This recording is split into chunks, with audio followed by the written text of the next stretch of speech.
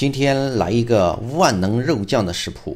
你看，拌在面里就是老北京炸酱面，包在豆腐皮里就是京酱肉丝。吃法有很多，看你怎么去发现。准备500克猪肉，肥瘦相间的这种，把猪皮去掉，然后把肥肉和瘦肉分开来切成小丁丁，分开放到盘子里备用。切一点葱花，接下来要调一个料汁。配料我都打在屏幕上面了。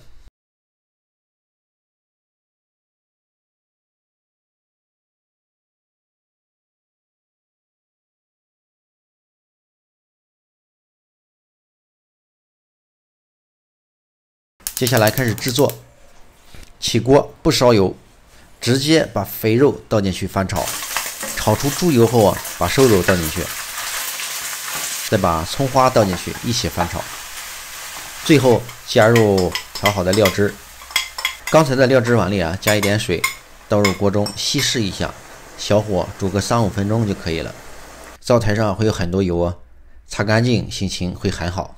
豆腐皮里面包一点辣椒丝、葱丝、黄瓜丝，再来1大勺肉酱，著名的京酱肉丝就这么被我搞定了。不过我这个呢是京酱肉丁，吃不完的肉酱放到罐里，随时拿出来拌面拌饭，真是不亦乐乎啊！